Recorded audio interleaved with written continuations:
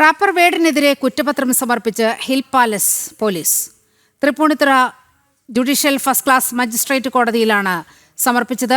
വേടൻ കഞ്ചാവ് ഉപയോഗിച്ചുവെന്ന് കുറ്റപത്രത്തിൽ പറയുന്നു. ഏപ്രിൽ 28-നാണ് വേടൻ താമസിച്ചിരുന്ന ഫ്ളാറ്റിൽ നിന്ന് തൃപ്പൂണിത്തുറ ഹിൽ പാലസ് പോലീസ് കഞ്ചാവ് പിടികൂടുന്നത്.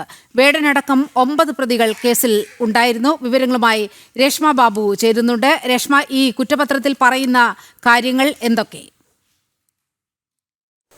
നിലിമ, കഞ്ചാവ് ഉപയോഗിച്ചു എന്നുള്ള കേസിലാണിപ്പോൾ വേടനെതിരെ ഹിൽ പാലസ് പോലീസ് കുറ്റപത്രം സമർപ്പിച്ചിട്ടുള്ളത്.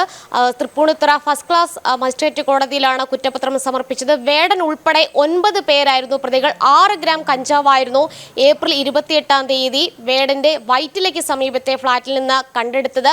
ഒപ്പം തന്നെ അരിവാൾ മാതൃകയിലുള്ള ഉപകരണവും മറ്റ് അളവ് തൂക്ക ഉപകരണം, ഒരു ആയുധം, ഇവയൊക്കെ തന്നെ കണ്ടെടുത്തിരുന്നു.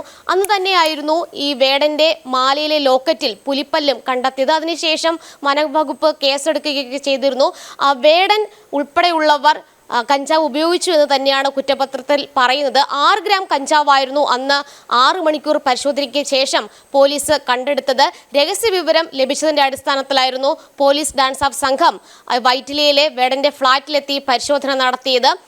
ഈ ഉപയോഗത്തിന് വേണ്ടിയിട്ട് കൊണ്ടുവന്ന കഞ്ചാവായിരുന്നു, വിൽപ്പനയ്ക്കല്ലായിരുന്നു. 9.5 ലക്ഷം രൂപയും കൂട്ടത്തിലുണ്ടായിരുന്നു. അത് പക്ഷേ ഷോയ്ക്ക് കിട്ടിയതാണ് എന്നുള്ളതായിരുന്നു വേടൻ അന്ന് നൽകിയ മറുപടി. എന്തായാലും ഈ കേസിലാണ് ഏകദേശം 5 മാസത്തിന് ശേഷമാണ് ഈ കഞ്ചാവ് കേസിൽ റാപ്പർ വേടനെതിരെ ഹിൽ പാലസ് പോലീസ് മജിസ്ട്രേറ്റ് കോടതിയിൽ കുറ്റപത്രം സമർപ്പിച്ചിട്ടുള്ളത്. അതിനുശേഷമാണ് ബലാത്സംഗ കേസൊക്കെ തന്നെ രജിസ്റ്റർ ചെയ്തിട്ടുള്ളത്.